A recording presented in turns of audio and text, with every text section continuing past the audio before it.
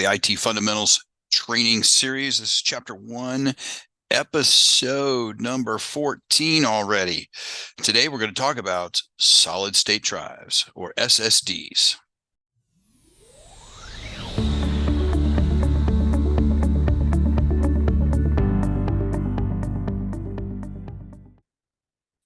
Welcome back to the IT Fundamentals training series. This is chapter 1, episode 14, beginning on page 39 and carrying through for 40. So this will be somewhat of a short episode for you today. But we want to talk about this newer or special type of hard drive that's coming with most computers right now. It's called an SSD, or a solid state drive. Now, what it means by solid state is that the memory chip or the drive itself has no moving parts, so it's a solid chunk, if you will. It looks like a RAM chip, the random access memory, in a smaller format. Or if you broke open a USB drive, if you have a leftover USB or thumb drive, you want to break one open and take a look at that. What you'll find in there is exactly what we see on SSDs for the most part. So SSDs come in multiple sizes, but if you were to open one up, you would find a circuit board that has the ability to attach the USB cable to it, either USB-B or USB-C, which we'll talk about later on, about those different cable types, which is important. And on top of that circuit board, which is usually green, you're going to have a large or multiple large memory chips on that. Now, most of the SSDs these days that would come in a personal computer that you would buy for work, or a laptop, desktop, or similar type of situation you would use for gaming, you're going to have at most a 1 terabyte drive. And so those are climbing every day. It used to be they would send you they give you a 256 gigabit SSD, and so that your Windows would start up very quickly, but then all your other data would be on a SATA drive. Well, they still usually provide you with multiple hard drives. They provide you with that SSD, and then they provide you with the SATA drive. But now the SSDs are running about 1 terabyte, so you can hold more data locally on that SSD. Now, the reason that they do that is because the SSDs are faster. So if you remember in our conversation last episode 13, about this, the hard drives are spinning disks on platters and they're read by needles. And then we talked about how fast those disks run at 5,400, 7,200, 10,000, 12,000, and 15,000 RPM. And that the faster those disks run means the faster one point gets all the way around in a circle to the needle, which then is read. That whole process is eliminated in the SSD, so that when you make a call to the SSD for a piece of data, it immediately responds to it. It doesn't have to worry about spinning, doesn't have to worry about how fast it's spinning, doesn't have to worry about where the needle is in order to pick up that information. So that's probably the biggest advantage of the SSD over a SATA or IDE hard drive. And that was one of the reasons that Apple machines were so fast when they started up years ago, not only because Linux, which is the basis for Apple iOS, is a much faster operating system to begin with than Windows is, but also because a lot of them were using very fast SSDs. Where they had the operating system, just the operating system itself on an SSD, and they had the rest of the data on a data drive, so they could fire up the operating system very quickly. Windows machines and PC builders caught onto that very quickly and started adding SSDs for that purpose.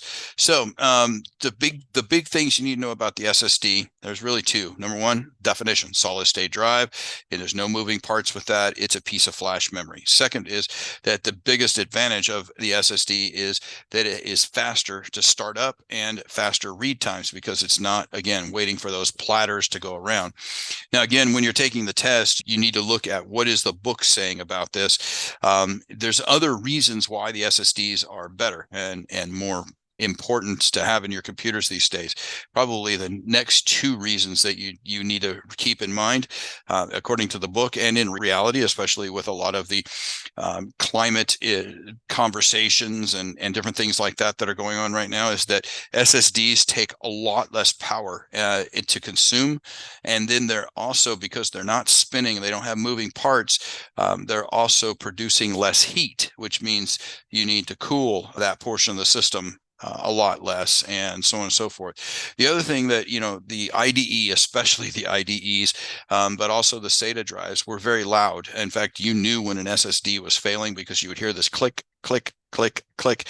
That means that the needle has dropped onto the hard drive and the disk was ruined, and there's almost, not always, but almost no chance of recovery of the data that's on there. Well, the SSDs are silent operations. Now, what I want to add to that is that because you're not hearing anything, one of the things that we always, as IT professionals, listened for with the IDE and the SATA drives, IDE in particular, back in the day, was if we were to start hearing that click, maybe not a click, click, click, but more like a click or some sort of rubbing sound, and then it would go away, and then it might come back again.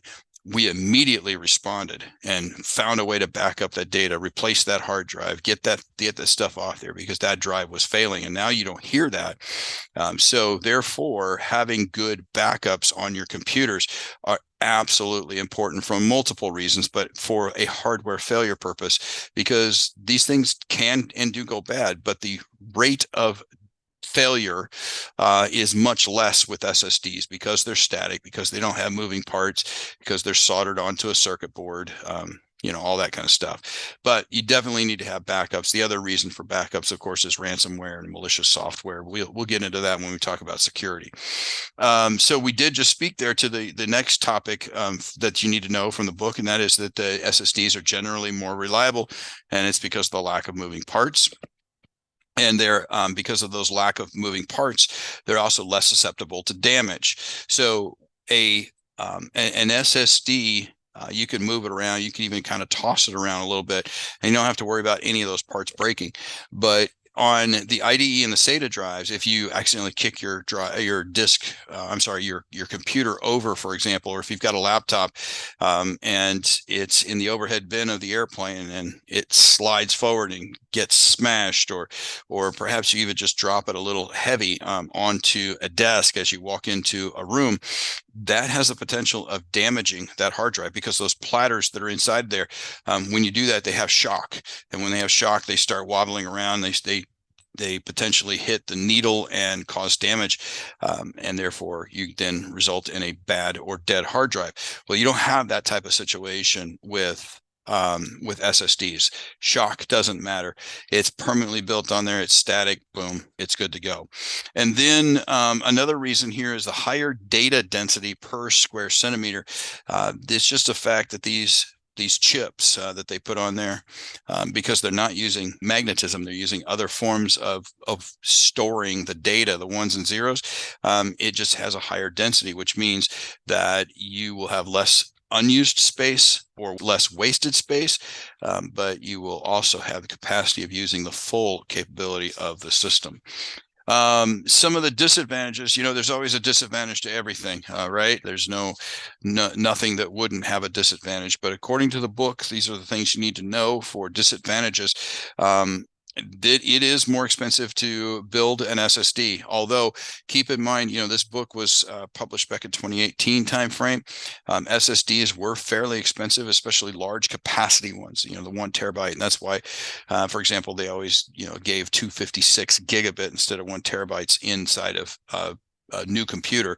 It wasn't terribly expensive for a USB drive, for example, but when you get to that 256 capability, or even up to the 1 terabyte, when the book was written, that was certainly an issue. Nowadays, 1 terabyte is very, very, very cost effective, not only to build, but to buy. And it's almost getting to that point, if you can go to Walmart or somewhere, you could buy a throwaway 1 terabyte disk. I'm sitting here right now on my vacation in Alaska, and I'm looking at 2 1 terabyte discs that are about the size of a credit card, sitting on my desktop. In fact, if you're looking at this on on YouTube instead of just listening to it in the car.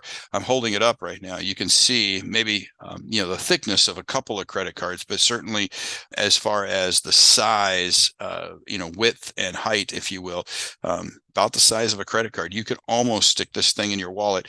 And this is a 1 terabyte drive. It's in a waterproof case and so on and so forth. And I've got 2 of them here for all my pictures and videos that I'm taking while I'm up here on vacation.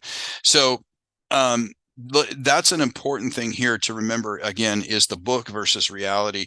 The book says that the technology to build an SSD is more expensive per byte. That's what you need to remember for the test. And then once you take the test, you can throw it out because the book is a little old. The second thing that talks about disadvantages is that a solid state memory is limited to finite number of writes, including erases, operations, lack of longevity should or could be an issue. Well, I'm here to tell you that IDE and SATA drives have the same disadvantage. In fact, I think that, in my opinion, they have even a greater disadvantage because of the spinning pieces, the moving pieces that are in there.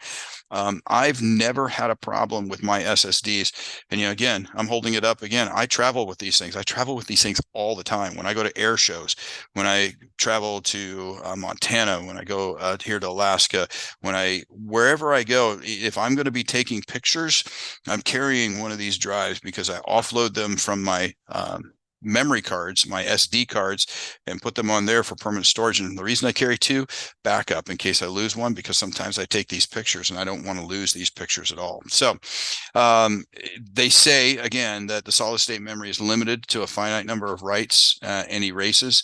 But again, I've never had that problem. So, take it for what it is. Just remember that for the test if you're asked that question. All right, your homework is to go look at exercise 1.4 and examine your hard drive. Try and determine, like what shows in figure 1.23, what drive is installed, how much space you have on your drive, how much open or free space versus used space that you have. I would even argue you can use some of these things here. Hopefully you've got maybe a USB thumb drive, or perhaps even one of these solid state drives like what I'm showing here, my little picture card deal. Perhaps that you have one of those in your home. Plug it in. Watch it come up brand new, if you will, and be installed into Windows so that you could take a look at it and use it. Be well worth understanding how to do that from an IT professional perspective. So take a look at that exercise 1.4. Look at the figure 123, 124, and 125. Follow those instructions on there. And if you have any problems, let me know. If you have questions about the capacity of your drives, let me know. I will tell you that Windows has an ability to kind of separate these drives, if you will, and we'll talk about that a little bit later. When you format a drive, you can assign, like for example, if it's 1 terabyte, you can actually create 2 or 4 drives out of that by making it 4 256 gigabit drives or 2 500 gigabit drives on there, so you can kind of segment those out a little bit. All right. The last thing I want to talk about is, again, it's a book thing. Is optical drives, and then we should be done with drives. Now, the optical drives are DVD or CD-ROM readers is all they are. So if you think about if you've had a DVD player that's attached to your TV, just think of it as a smaller version of that you could put in your computer. Reality is that I have not seen one of these built into a computer probably in the last 3 years or more. There's a couple of things I want you to take out your highlighter, take out your pen, if you will, however you want to mark your book. On page 42 and 43, I want to go over very quickly. First of all, these devices are usually connected with IDE or SATA connectors. Obviously, if you have one now on your computer and you've got what we would deem as an older computer right now, you'd probably be looking at a SATA type of connection. All right, so you can use Blu-ray discs, which are the BDs, the DVDs, or the CDs, the compact discs in there. And so these are all optical drives because all 3 of those, Blu-ray, DVD, and CD, all are read-write based on laser. or optics. Okay, instead of they are a spinning disk, just like your IDE or SATA drive, but instead of the needle either writing or reading, it's an optical drive. So that means that you have a beam of light that is writing it and a beam of light that is reading it. And if you were to take a CD or DVD type of the actual disc and you were to put it down slightly, you could visually see where the writing occurs by looking at the disc and where the discoloration or slightly discoloration exists on the disc, usually from the inside working itself out. Sometimes it's on the outside working itself in, but you can see that. Now, if you were to take a microscope and look at that, what that is a whole bunch of ridges that are in there that represent the ones and the zeros. So the laser will burn and indent, if memory serves. This part isn't in the book. This is bonus material for you. If memory serves, the laser will burn and indent for a 1 and a rise for a 0. That may be reversed. That's not important. Certainly not important for the test. What is important for the test is understanding the difference between just the fact that you have a Blu-ray, a digital DVD or digital video disc, or a compact disc, but and the fact that it is ROM. Once you burn that data on there, you cannot remove it. It's always there. So it's read-only memory. So you can write to it, but you can't, and you can read from it, but you can't remove, erase, that kind of things. So then you move on, and there are some what we call extensions, if you will, that you need to take a look at. So there's the -R, which means it's recordable, and -RW, which is rewritable. Now, that is a little bit, like I said, that's a little bit of a false statement there, in the sense that it's rewritable. All that means is that once you put your disk in there, you could write a certain amount, and then you can go and add to it. You can never delete from these disks. And to my knowledge, you can never delete from these disks and rewrite over the top once data has been burned onto it. So the rewritable piece, it probably would be better if you just simply said add-on. But just remember, RW is rewritable. It goes on to say that to confuse the matters further, there are two standards of DVD burners: there's the DVD RW and the DVD plus RW. And it really doesn't tell you why those names are different. And frankly, I haven't been able to find out why those names are different, but they exist. And then, so that's DVDs, and then BD or Blu-ray discs are designated BDR for writable and BDRE for re-recordable. And again, it's not you're actually re-recording, you're just adding to what already exists there. There is also a version called a dual layer, or DL. That dual layer means that you actually have essentially two sides to it. It'll write on one side, it'll go back and write on the other, or sometimes it literally has multiple layers in there. It'll write at one layer and read at one layer, and then there will be a second layer that it does. But usually it's top and bottom, and you don't have to flip the disk over. It will well, you could have to flip the disk over, but most of those that accept the DLs are also burners that accept the DLs. There's a table in table 1.3, the disk format on there. You'll notice that some of them are bolded in black. Those are the ones that you need to know for the test. And again, I wouldn't necessarily kill myself over memorizing these, but just know the CD is a 700 megabit, a DVD is 4.7 gigabit, a DVD-R goes up to 9.5 gigabits. If you remember that kind of information, you're going to be fine for the test. If you get one question on the test about that, you're probably lucky. So you just need to be able to kind of probably recognize really the difference between DVDs and CDs more than anything. The fact that the DVDs will hold more, either 4.7 gig, 9.4 gig, or up to 9.4 gig, and 700 megabytes roughly for a CD. Those are the kinds of things you need to look at. All right. So probably a little bit longer than I expected it to go, but there you go. Episode 14 is in the book, or in the recording, I guess. Really, give me a holler. Remember, you can get a hold of me, MHOUPT at commonsensesecurity.net. Love to hear from you. I have heard from a couple of you, and I do appreciate that. It lets me know how we're doing here.